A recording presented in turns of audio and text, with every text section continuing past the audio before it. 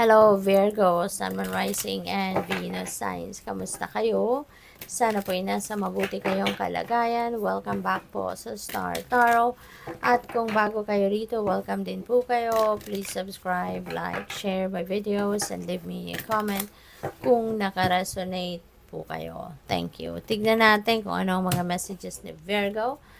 We have a surrender obsessive thinking. Sabi dito, if you're obsessing about a person or situation, turn the dilemma over to spirit.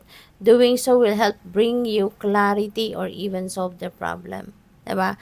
Kasi maaari din na alam mo yun, nahihirapan na din kayo, no? Maaaring nare-realize or nararamdaman ninyo na parang ang hirap naman itong kinalalagyan ko. Pero parang hindi mo makontrol yung sarili mo, hindi mo makontrol yung isip mo, hindi mo makontrol yung nararamdaman mo over this. Kasi na-obsess ka eh, di ba? Na-obsess ka, na-attach ka masyado sa tao or sa kung anumang sitwasyon na to. So, turn it over. Ialay mo yan sa Panginoon. Ialay mo yan sa divine universe. And for sure, you will have that clarity, you will have that enlightenment, illumination, at maituturo sa iyo ng universe kung ano nang dapat mong gawin dito. Okay? So, what else? We have surrender to miracles. Be open to miracles occurring in your life.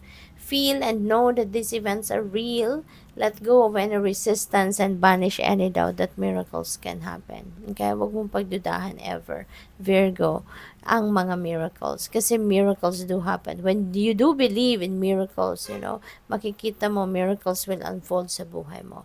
Whatever it is that you believe in, mapapansin mo. Diba? Or pansinin mo kung hindi ka aware. Whatever it is that you believe in, kung anong pinaniniwalaan mo, tingnan mo, yun ang nag-unfold sa buhay mo, hindi ba? So, same thing with miracles. No? Kung maniniwala ka na there are really miracles that happens, miracles will happen right before your eyes, So, yun. So, by the way, would like to say hi and shout out po sa ating beloved channel members na si At Alexander Turalba 3777 at sa ating newest member na si At Jocelyn-B3Z.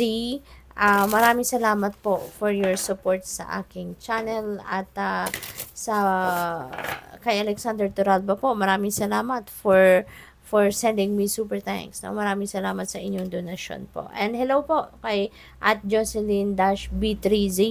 Maraming salamat po for deciding na mag-member po kayo sa channel. Thank you. So, we have Fool's Embrace, Transmuting Pain. So, napakaganda ng realization na ito na sa ngayon, gusto mo nang i-manage ng maayos ang inyong emosyon, ang inyong feelings, at ngayon, magdidesisyon ka na i-transmute na kung ano man ang mga sakit, mga tampo, kung ano man, mga resentments na nararamdaman ninyo, sama-sama na yan, into something positive. So, siguro, you are going to choose love sa ngayon over sama ng loob, over galit, over tampo, So, we also have in the hand, the universe is your partner. So, this is a reminder para sa inyo. Diba? Na sa equation of manifestation, hindi lang ikaw, ang gumagawa ng lahat. Hindi lang ikaw yung nag-afford dito, but also you are co-creating with the divine. 'Di ba? You are co-creating with the divine universe. Kaya siya yung nagdidikta, siya yung tumutulong, gumagabay sa iyo, at ikaw ang nag-execute ng kanyang guidance dito sa physical realm. 'Di ba? Kaya kung ano man yung nangyayari sa buhay mo, ano man yung mga achievements mo, accomplishments mo, hindi lang ikaw ang gumawa niyan.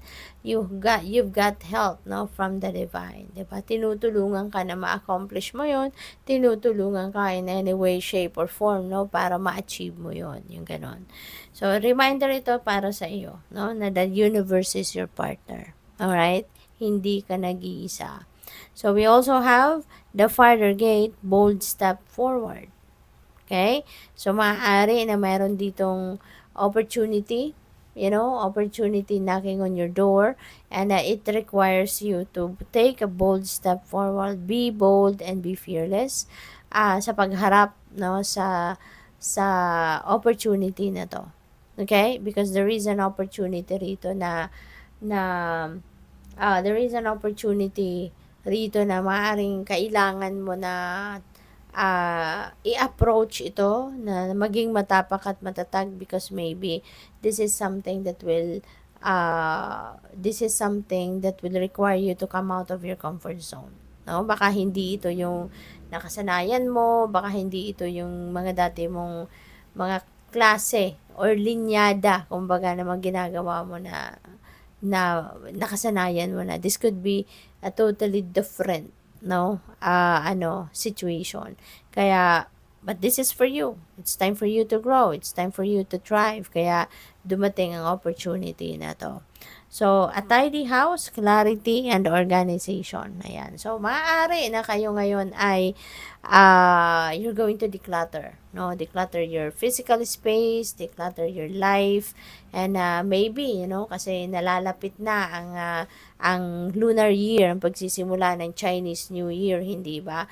And most of us, lalo-lalo na siguro ang iba sa inyo, Virgo, you are believing in that, diba? Feng Shui practices, at maaari din na kayo ay talagang magdi-declutter in preparation for that lunar year, pagsisimula ng lunar year. Kaya maybe mag-organize kayo ng bahay, magdi-declutter kayo, kasi it's about time, parang spring cleaning ito, no? Na kung ano man ang mga bagay na hindi maayos, ayusin mo, ano man yung mga bagay na sira, kung hindi na talaga yan mapapakinabangan, you're going to let that go. Kung ano man yung mga bagay na maayos pa pero hindi mo naman na talaga ginagamit, no? It's about time na for you to release them, kasi it's just bringing you stagnant energy. Kung hindi naman talaga nagagalaw yan, at hindi na nagagamit, hindi naman ninyo na napapakinabangan, release them, no? You can donate it to someone else, 'di ba? Or kung sira na talaga, ay di itapo na, yung mga ganon. Because we don't want to donate something na sira naman. We don't want to pass on negative energy to other people, hindi ba? Kaya yon. So, hindi lang cleaning, no, ng physical space ang maaaring gagawin ninyo, but also your life. Maaring merong mga realizations dito din na maiisip kayo na may mga tao sa buhay mo or bagay, sitwasyon na talagang hindi naman na nagsiserve ng best interest mo, kaya you are also going to release them, diba? Maaring mag-smudging din kayo, you're going to clear your energy field as well, yung mga ganon, no? So, good luck. Thank you for watching. Love and light. Namaste.